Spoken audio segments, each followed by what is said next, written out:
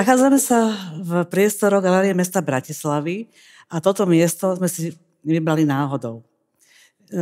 Viktor a Milan, ste tu mali 3 inštalácie rôzne a vlastne o nich budeme ešte hovoriť, ale dnes budeme hovoriť o vašej tvorbe v autorskej dvojici, teda Milan Pagáš, Viktor Oraves, a v ktorej ste vlastne pracovali potom, ako zanikol Art Project POP v roku 1985. Napriek tomu, že gro vašej tvorby v rámci Art Project POP boli teda akcie, tak vo dvojici ste prešli skôr objektom a inštaláciám. Aj keď si myslím, že v tých performance alebo v akciách ste tiež používali ready-made a opačne zase v inštaláciách ste použili performance. Ako príklad môžeme uviesť výstavu Suterén. Bola asi taká prvá možno vaša teda príležitosť ukázať tieto objekty a inštalácie. A vlastne Suterén bola podľa mňa veľmi zaujímavá výstava, ktorú si dodnes pamätajú mnohí ľudia. A konala sa v Bratislave na Konventnej ulici 13, v takých pivničných, veľmi ošarpaných priestoroch, ktoré ste vlastne museli vy ako účastníci a ďalší teda ľudia, ktorí sa zúčastnili, najprv pripraviť, upratať a vyniesť tam nejaký proste neporiadok a tak ďalej. Mnohí vlastne majú v pamäti ešte tak, že to vlastne bolo ako keby taká paralela s polymuzickým priestorom, aké sa tam nemyslím, moc troška odlišné, ale dá sa tam nájsť nejaký proste prienik. No a ja si pamätám, že tá výstava sa konala v apríli, bolo to vlastne pár týždňov pred 1. májom, čo vlastne bolo vtedy celkom vážny problém, aby náhodou nebol nejaký proste z toho ideologický poprask. No a našla som u nás doma taký archívny materiál, nejaký taký dopis alebo informáciu o tom, že Mestská organizácia Zväzoslovenských výtvarných umelcov dáva teda súhlas, respektíve nevidí tam nič proste, čo by vlastne prekážalo robiť túto výstavu. No a vlastne, ako si spomínate na prípravu tejto neoficiálnej výstavy s kurátorom Radostom Matoštíkom a potom aj ďalšími účastníkmi, Petrom Meluzínom, Juliusom Kollerom, Matejom Krénom, Janom Želiskou a Milanom Adamčiakom. Dokonca bol tam aj Peter Ronaj, s ktorým ste robili prvýkrát. Takže pospomínajte. Kto začne prvý? Môžem aj ja napríklad. V 85. sme končili, alebo tak končili sme aj tú spoluprácu s POP. My dvaja s Viktorom Oravcom sme končili školu, odchádzali sme potom rok na vojnu, vrátili sme sa neskôr. No a ako si taká potreba nejakej spolupráce po terénoch, kde sme spolu participovali na terénoch, ktoré tak organizačne zabezpečoval Julo Koller, Peter Meluzín a Matuštík. Takže stretávali sme sa aj neskôr potom a prišla taká nejaká myšlienka, že či by sme nezorganizovali nejakú zaujímavú výstavu, ale ktorá by v neoficiálnych priestoroch, negalerijných priestoroch proste pracovalo by sa tam skôr s objektom, no, prípadne s inštaláciou, ale to tak ani nebolo povedané, skôr teda docent Matuštík ako si akcentoval práve ten objekt. Táto idea vznikla niekedy v 1980, 7-8, v 8. už sme na tom pomerne intenzívne pracovali a hľadali sme v prvom rade nejaké vhodné priestory. Všeličo možné sa vytipovávalo, chodilo sa aj pozerať. Jeden napríklad z priestorov bol aj v skoro nedokončenom dome Petra Ronaja, keď si sa na to pýtala, že prvýkrát sme aj s ním spolupracovali. Takže do tej partie z terénu účastníkov bol teda prizvaný aj Peter Ronaj. Tie priestory boli v podstate bytové, domové neboli až tak vhodné. To sme všetci skonštatovali, že keby sa našlo niečo lepšie, tak by sme to akceptovali skôr. No a potom sa našlo niekedy v zime 88 smerom na 89 ponuka, že na Konventnej sú zaujímavé pivnice, ktoré čiastočne boli, podlahy tam boli betónové urobené a tak nejak sa plánovali rekonštruovať. Tak sme sa tam boli pozrieť. Býval tam jeden keramik Vlado Institoris, ktorý nejak tú informáciu cez docenta Matuštíka posunul.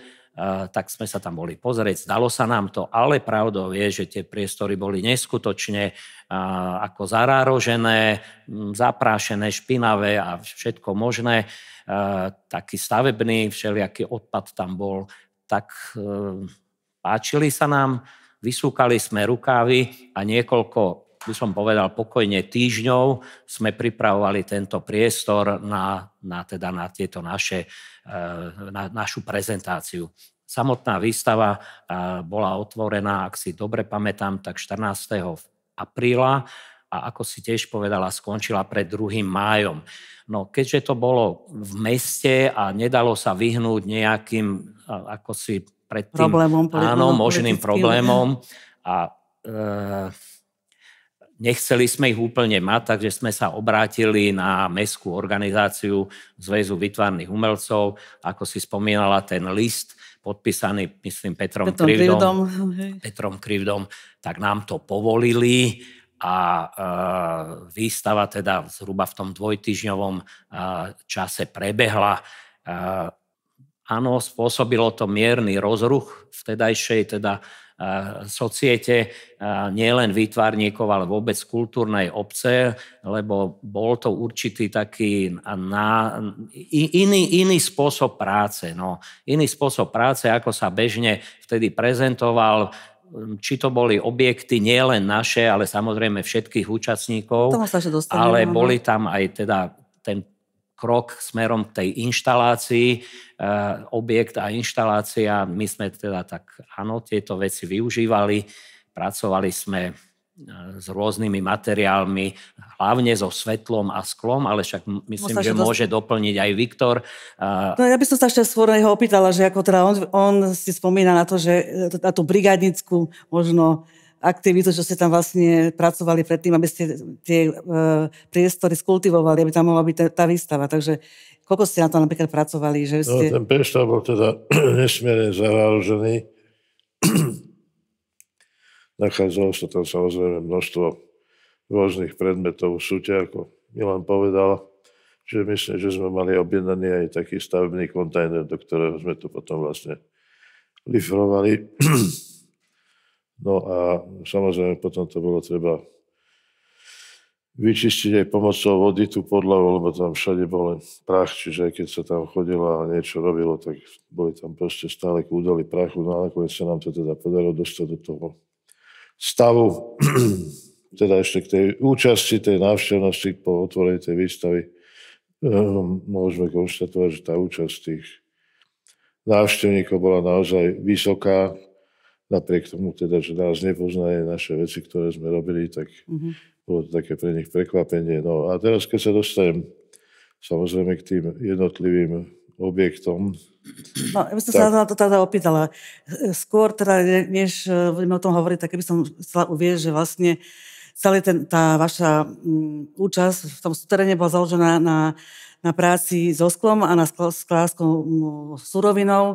Mali ste tam vlastne také obrovánske sklenené hrudy, také kapilárky. Potom ste tam mali rôzne zrkadlá alebo časti, úlomky zrkadiel. Potom tam boli svetelné nejaké zdroje, baterky, neóny. A ja si pamätám teda, že to bolo pre mňa absolútne silný zážitok, pretože v tom vnorení sa do tých priestorov, ktoré vlastne boli tmavé, tak tie inštalácie spolu s tým svetom vyvolali silný pocit imaginácie a zase naopak, stúpajúc chodidlami po tých kapilárkach, ktoré vyvolávali taký zvláštny mrazivý zvuk, vyvolávali taký pocit krehkosti, efemérnosti, zraniteľnosti, alebo dokonca celkovo taký mrazivý pocit tela. Mám taký pocit, že po tomto dematerializovanom vašich lendartoch a v akčnom umení naozaj ste prešli do tohto exteriéru do interiéru, čo bolo naozaj v vašej tvorbe také troška posunutie a inakšie. Takže môžete kľudne popísať teda tie inštalácie, bolo ich niekoľko. No, ja by som ešte v rýchlosti doplnil len také info vlastne k tomu celému. Samozrejme, ten veľký celkový priestor toho suterénu obsahoval tzv. Kopky, teda akoby pivničné priestory, ktoré boli podelované priečkami. Niektoré priestory boli väčšie, otvorenejšie. No a samozrejme našou úlohou bolo tých zúčastnených ľudí, ktorí sme teda do toho vstúpili, sa zmysluplne rozumne dohodnúť, kto kde bude vystavovať. Čiže my sme v podstate mali medzi tým, teda ako tá výstava začala teda bežať, aj množstvo takýchto pracovných stretnutí ohľadne teda vecí a sme sa aj vlastne informovali, že kto čo zhruba, kde bude asi vystavať, alebo kde by chcel. Samozrejme nebolo možné, aby sme sa tam naťahovali, že ja chcem byť tu a ja chcem byť na tom istom mieste, to je jasné. Čiže vlastne sme sa dohodli, kto kde bude mať teda tú svoju prácu a potom na základe tej dohody samozrejme už každý pracoval na tom priestore danom, na ktorom sme sa spoločne dohodli a tým vlastne začali tie veci postupne vznikať problém po probléme, teda aspoň v našom prípade. Ja by som ešte Viktora teda doplnil možno o to, že áno, v tých priestoroch sme využívali aj danosti toho miesta. A to by som povedal nie len vtedy, to bolo našou určitou doménou aj pri práci POP, že veľmi dôkladne sme vyberali miesta realizácií, či už akcií, performance, alebo niektorých takých kombinovaných landartových a iných teda prác. A to isté, tento taký by som povedal dôraz na prácu s miestom sme už aj v tom suteréne uplatňovali, ale zároveň aj v neskorších prácach bolo veľmi dôležité, tak ako sa aj tu nachádzame v tejto galérii, kde sme jednu z prác robili ako priamo šitú na toto miesto, tak v tom suteréne to určite sa tak ako silnejšie odštartovalo. K tej dematerializácii tých akčných a performačných vecí by som tak trošku povedal, alebo doplnil, že nie všetky, alebo veľká časť našich vecí, ktoré sme robili v rámci POP, mala aj určité prvky objektové, dokonca inštalačné. A čiže my sme sa tak plynule teda presunuli a nerobilo nám problém, ako si sa preorientovať trošku na ten objekt viacej, alebo respektíve ešte možno bližšou nám bola tá inštalácia. Ale zase podotknem, že pri práci v ďalšom období sme zase takisto využívali aj performance. Alebo či už to bola vernisážová, alebo proste nejaká kombinovaná záležitosť. No a k tomu suterénu už možno hádam len tak trošku na záver. Paradoxne malo to veľmi silný ohlas a objavilo sa to napríklad aj ako určité informácie, možno menšia recenzia aj v takých médiách vtedy dosť sledovaných ako Kultúrny život alebo Slovenské pohľady. Vyšli tam, aj keď o nejaký čas neskôr, ale v Kultúrnom živote v podstate vyšlo hneď v zápäti, ak sa nemýlim, ďalší týždeň, vyšla v tej rubrike, teda, kde sa spomínali aj výtvarné aktivity, tak vyšlo tam malý článok aj o tom suteréne.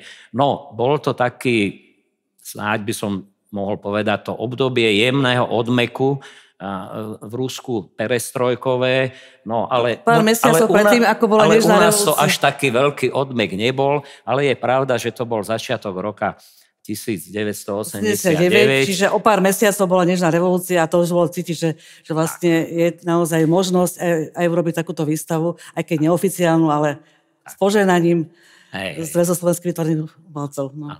Aj napríklad. Ja ešte teda úplne na záver len chcem dodať, že vlastne v tých priestoroch pivničných bola tma. A my sme vlastne využívali aj ten moment tej tmy, čiže vlastne skoro všetci z vystavujúcich robili aj so svetlom, alebo ten objekt mali aspoň teda nasvietený. No a my s Milanom sme vlastne pracovali s baterkami, kde boli teda samozrejme šulce baterkové s neónovým svetlom, teda s klasickým neónom a samozrejme s reklamným neónom. Čiže to boli takéto zdroje svetelné, ktoré sme vlastne pri každej jednej z tých našich vecí využili, použili a zapojili do tej konkrétnej každej inštalácie. Ja osobne naozaj, ako si pamätám tie kapilárky, lebo to bolo naozaj tak silné, čo sa týka vôbec takého fenomenologického hľadiska, že človek kráča po nejakom materiáli, že môže sa vstúpiť a že vlastne zažívať ten zvuk, to telesné ako keby a tam bol aj vnesený ten prvok trošku z toho akčného obdobia, že tá inštalácia mala aj taký ten zážitkový, procesuálny moment, že nie len pozeranie, ale aj teda ako zážitok z iných možností, ktoré ponúkala tá inštalácia. Áno, že si vlastne do tej inštalácie mohol vstúpiť. To bolo to, že proste len nezostal si pred dverami alebo pred vchodom, ale že tá inštalácia vlastne ťa nútila do toho vstúpiť a vlastne to bol naozaj ten imaginárny a vôbec emocionálny a aj telesný zážitok, lebo vlastne si tam vstúpal a počul si tu vrzgajúce a tie škrípajúce kapilárky. Je to presný postreh. Ale poďme sa ešte vrátiť k tomu kontextu celkovému, tej spoločenskej atmosfére a vôbec umeleckej alebo kultúrnej, ktorá teda vládla ku koncu 80. rokov. Vlastne bolo to nielen takéto to uvoľnené napätie politické, ale vlastne objavila sa to skupina ľudí, vašich vlastne spolužiakov alebo konškolákov z vysokoškoly výtvarných umení, ktorí vlastne nastúpili cestu takej nejakej postmoderny, ktorú si možno priniesli zo svojich študentských čias alebo pobytov, keď boli vo Francúzsku, v Taliansku a tak ďalej. Simona Bubanová vo Francúzsku, možno Dan Brunovský bol v Taliansku, tak sa som pamätám. A vlastne začali pracovať s transavantgardou, s postmodernou a na druhej strane bola skupina ľudí, ktorí chceli vlastne pokračovať v tej prerušenej moderne. Čiže to bol ten naozaj taký zlomový bod, keď na jednej strane ešte bol záujem o ten objekt a na druhej strane už vlastne sa prejavovala táto postmoderna. No a samozrejme, že aj oni sa nejak aktívne zapájali do výstavnej činnosti, organizovali napríklad exteriér, to vlastne boli výstavy, ktoré boli v parku a v rôznych miestach po Slovensku, alebo výtvarné hody a tak ďalej. No ale, čiže svoje právo na existenciu si majú dva modely. Jeden preto, že na vrchole aktuálnych premien je postmoderná, druhý preto, že sa u nás nikdy celkom nerozvinul a nevyčerpala moderna. Matúš Štík vlastne vo svojom texte v katalógu, ktorý bol tiež zaujímavý, vlastne pripravený takým ružovým obalom smolnej hmoty, tak Matúš Štík v tom katalógu píše: Spoločným menovateľom individuálnych interpretácií programu nového objektu je presvedčenie o aktuálnosti tohto média v situácii, ktorú na jednej strane charakterizuje exkluzívny artefakt estetického voluntarizmu, márne hľadajúci východisko zo svojho aporatického zajatia, na druhej strane neosobná a nekonečná high-tech reprodukcia utilitárnych produktov. Paradoxným negovaním pôvodných určení a programových funkcií veci technickej civilizácie objavujú autori inštalácií nový význam a zmysel objektov. Potom ďalej pokračuje. Súterén však nie je ďalšou estetickou reminiscenciou zaznávanej generácie či skupiny. nie je ani iba polemikou so súčasnou generačnou iniciatívou trocha neskorej transavantgardy, ale aj dôkazom, že komunikácia objektu a ostatných médií inej kreativity nemohla sa zahatať, iba zatajiť pokračujúcu tvorbu, reštrukturalizáciu stabilizovaných jazykov a redefiníciu kultúry a jej fungovania. Koniec citátu. A Matúšik sa ďalej vlastne v tomto texte obracia na výstavy nájdeného objektu MoCA v LA alebo na Kastelskú dokumentu či Aperto 88 na Benátskej bienále. Myslím si, že Matúšik to jasne dal najavo, že vy pokračujete vlastne v tej ako keby nedokončenej moderne a obrazáte sa ako tomu svetovému, momentálnemu, ale aj inému vlastne paralelnému objektu a inštalácií, ktoré ešte paralelne vo svete funguje s postmodernou. Ja si myslím, že áno, že docent Matúšik to dobre cítil v tom čase, ako boli spomínané niektoré tie zahraničné výstavy, že sa začína pracovať aj trošku s iným médiom. No k tej trošku postmoderne našich kolegov, ktorí teda boli spomenutí, niektorí aj spolužiaci a kamaráti samozrejme, ten princíp ich práce bol predsa len trochu odlišný. Oni prakticky pracovali s úplne tradičnými médiami, to znamená malba, v podstate socha, ale akurát tam teda pribudli tie znaky tej transavantgardy, postmoderny, výrazové prostriedky, ktoré proste sa tam v ich prácach objavovali. A samozrejme, že to niekedy inštalovali v priestoroch, negalerijných parkoch, minigolf, rozostávaná stavba a tak ďalej. Čiže to prostredie im možno trochu pomáhalo, zatraktívnilo, ale bolo to v podstate klasické médium. My sme pracovali predtým s tými akčnými vecami a tiež by som povedal, alebo možno by som upozornil na to, že niektoré z našich prác akčných v trojici POP mali aj, mohol by som povedať, postmoderný charakter, lebo bolo tam vrstvenie všelijakých odkazov cez rituály, cez proste nejaké staré kultúry. A to čítanie by sa dalo brať aj ako postmoderné. Nie veľa kunsthistorikov si to v minulosti všimlo, ale boli také momenty, chvála Bohu. Ale nebol to ako keby oponent týmto aktivitám, ktoré tým maliarsko-sochárskym. A my nemyslím tým, že ste vlastne boli trocha ako upozadovaní, alebo by ste nejak anachronicky pozadu, samozrejme toto netvrdíme, ale to, že vlastne ste vniesli naozaj mix tých proste rôznych keby prostriedkov, tak môžeme hovoriť aj o tomto napríklad. A naviazanie na modernu by som tak bral samozrejme čiastočné, ako nebola to nejaká doznievajúca určite moderná, ale skôr by som povedal, že nám sa z toho obdobia určite veci, ako by mali sme k ním rešpekt a pozdávali sa nám, tak toto prechádzalo skôr v našom prípade do kombinovaných vecí, skôr menej toho objektu a viac inštalácie. Čiže my sme to sa snažili s Viktorom trochu posúvať ešte ďalej. No. Čo sa nakoniec ukázalo aj v neskorších našich spoločných prácach. No, treba možno aj povedať takú vec, že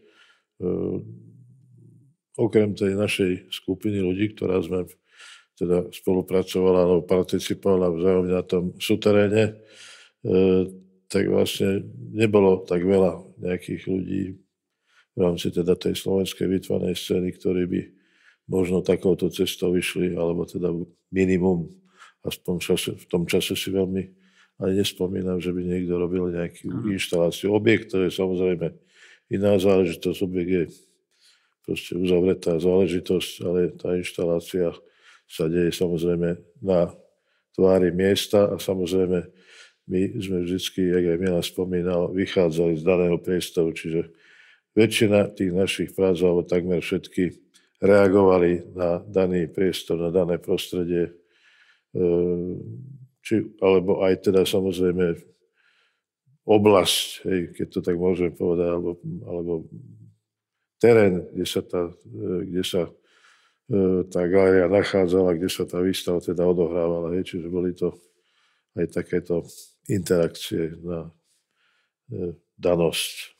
Tak na ďalší rok, v roku 1990, ste vlastne mali 30 rokov a pripravili ste si k tomuto jubileu svoju vlastnú výstavu. Volala sa tá výstava Oravec, 30 pagáč, vlastne tak bol koniec, Oravec, 30 pagáč.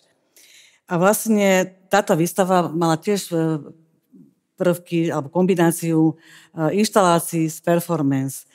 A sa v duchu takého oslavného rituálu. Pripomínali to vlastne niektoré prvky inštalácie, ako čaša vína, alebo pokrmy z rýb a barana. Napriek tomu vaša spoločná tvorba doteraz stierala akýkoľvek individuálny prejav.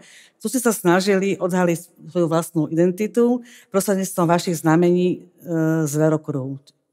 Ktorý je ryba, ty si barán zo zverokruhu. Alebo číselných kódov, prostredníctvom symbolických počtov použitých predmetov, napríklad 30 červených a zelených použitých žiaroviek, možno, že fliaž, tam bolo to toľko isto. Tak popíšte, ako vyzerala tá inštalácia, alebo tá slávnostná oslava, to ste pozvali strašne veľa ľudí a jednak inštalácia, jednak tú performance, ktorá tam zaznela. No, keď môžem, ja by som ešte trošku na začiatok pár vetami povedal niečo o takom tom našom spoločnom tvorivom princípe. No, však v podstate to tak jemne vychádzalo z toho princípu, akým sme pracovali v POP, ale samozrejme my sme to zjednodušili iba na princíp našich mien, dátumov našich narodení, lebo ja som sa narodil 3.3., Milan 4.4., čiže tieto momenty sme využívali. Samozrejme, z trojky sme odvozovali, dajme tomu trojuholník, zo štvorky štvorec, čiže aj s takýmito atribútami sme častokrát pracovali. No a samozrejme, potom taký element, s ktorým sme nakoniec pracovali aj tu na tej prezentácii, teda červená a zelená, hej, čiže dve kontrastné, komplementárne farby. A samozrejme, ale všeobecne kontrast. protiklad, hej, čiže svetlo, tma a tak ďalej. Čiže vždycky to bolo na základe nejakých kontrastov, hej, alebo polarít, hej. Takže, no však môžeme začať. Tak ako presne Viktor spomenul, že tomuto našej práci ešte trošku predchádzali ešte aj v rokoch alebo v roku pred súterénom nejaké dosť dlhé debaty o tom, že ako vlastne pokračovať v dvojici, keďže tú chuť sme mali bez teda Láca. A my dvaja sme mali chuť pokračovať. Laco žil inde, bolo to trochu komplikované, to len na vysvetlenie, aby to nebolo, že sme nechceli spolupracovať, ale bolo technicky veci neboli celkom možné. A prišli sme, alebo nejak sme si tieto princípy ako si pomenovali, sami sme si ich odsúhlasili, že áno, je to cesta, ktorá by mohla ďalej pokračovať. Niečo z toho sme už aj v tom suteréne vlastne aplikovali a potom neskôr v tej našej výstave spoločnej k našej 30-ke, čiže vlastne taká oslava našich 30 narodenín, ale pomyslená tou výstavou a tou prácou a tou performance. Viktor je narodený 3.3., ja som narodený 4.4. v rovnakom roku, takže tam už nejaké tie veci začali fungovať.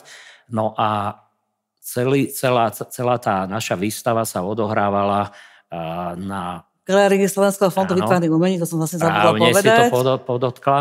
Tam som vtedy pracovala, takže som... Áno. Bolo toto bývalé kino a potom ten priestor taký klenbový. A my sme kino v podstate urobili celé na tmavo. Steny, podlaha, strop sme tam vyrobili taký ako fiktívne. Všetko to bolo čierne a zase ten druhý priestor, alebo druhé dva priestory boli biele, a trochu farebné. Farebné tými svetlami, ktoré sme tam symboliku bodovo svetlami, symboliku rýb a barana.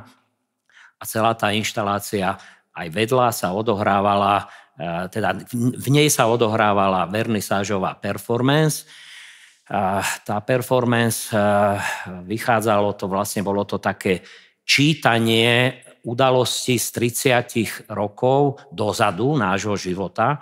Proste dali sme si námahu, absolvovali sme univerzitnú knižnicu, hromadu novín a tlače dobovej od roku 1960, keď sme sa narodili, až po rok 90 a z toho sme, alebo 89, 90, tak z toho sme vybrali z toho dňa 3. marca a 4. apríla rôzne udalosti, ktoré sa nám zdali. Či to boli, častokrát to mohli byť aj významné nejaké politické veci, ktoré sa vo svete udiali, boli to možno konflikty nejaké, čo sa niekde to bola aj nejaká rarita, alebo niekde to bola aj nejaká bezvýznamnosť, lebo aj to je súčasťou života, nemusí to byť len nejaká bombastická správa. No a v podstate sme to tak vystúpení na takých 2 schodištiach oproti sebe, kovových, kde sme my už od pása alebo od prs hore boli neviditeľní, skrytí v otvoroch v tom tmavom strope. A zase ešte doplním, že tie otvory v Milanovom prípade bol štvorec a v mojom prípade trojuholník. A v tom strope teda urobenom. A čítali sme tieto správy, raz jeden, raz druhý, s tým, že Viktor čítal tú správu, takým snažili sme sa tým reportážnym rozhlasovým zvukom, jazykom, prejavom, takou vecnosťou a ja som reagoval na každú tú správu takým baraním, zabečaním, také bé. No proste niekde to bolo, že Leonid Ilič Brežnev, ja neviem, otvoril nejaký zjazd, alebo niečo podobné, no tak sa tam ozvalo bé potom. No tak prepáčte, že to takto teraz interpretujem, ale... Ale je to zrozumiteľné. Áno, lebo boli tam vlastne aj Baran tam bol prítomný. Áno. Takže...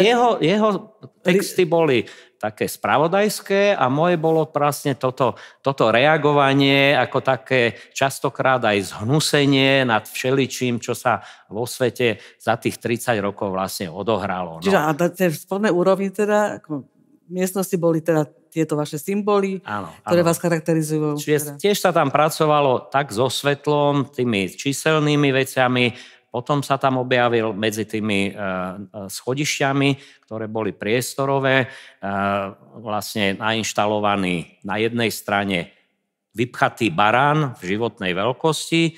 So zlatým rúdom a osadený v sklenených tyčinkách.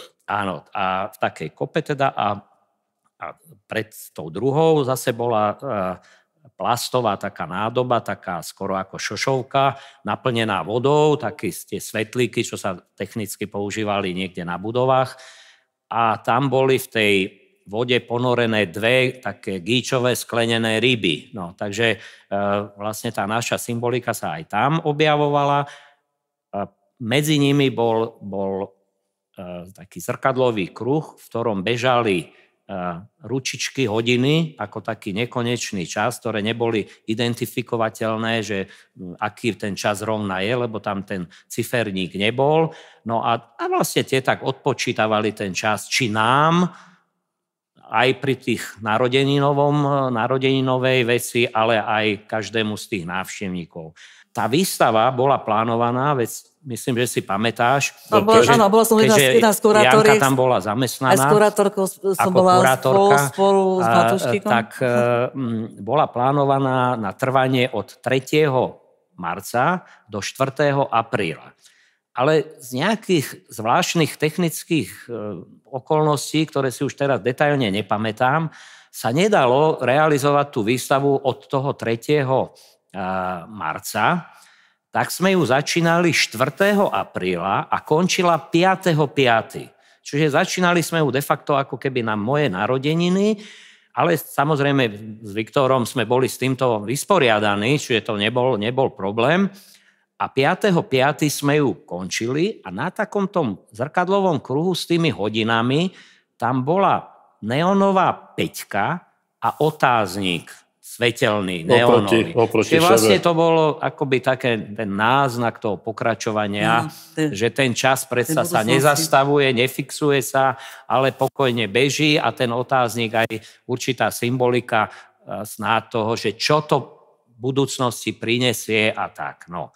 A vo vedľajších priestoroch, ako si sa začala pýtať, v tých bielých, tak tam bolo 30 takých čiernych kovových, liatinových, potrubových, teda na odpad, čo sa používali stĺpov, myslím, že také výške okolo metra alebo 1,20 m.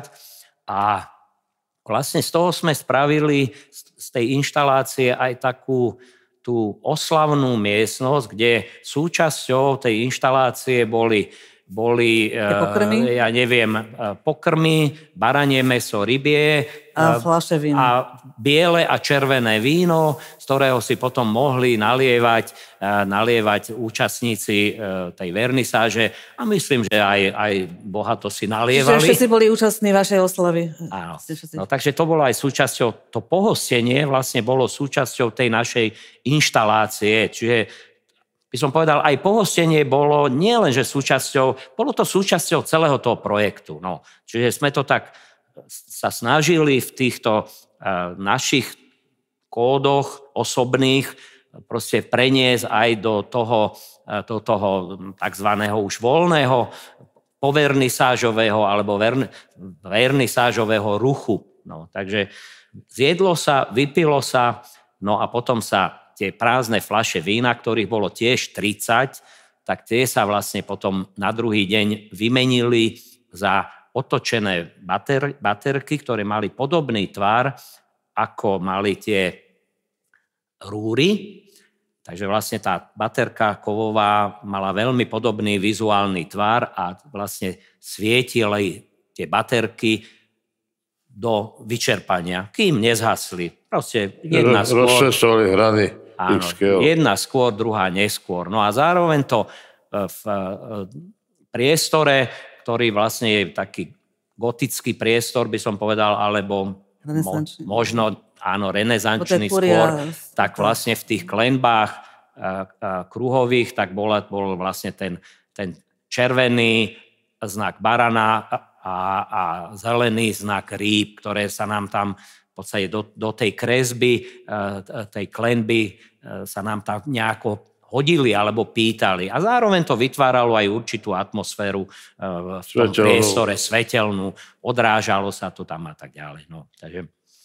Ja ešte pripomeniem, že vlastne z tejto výstavy existuje katalóg, takom skromný, nie nejaký okázalý, kde vlastne má text Matúščík, myslím, že ja som tam niečo napísala k tomu, ale vlastne dokumentom naozaj tej výstavy, ale aj toho vlastne podujatia, tej vernisážovej akcii, kde bolo veľa ľudí.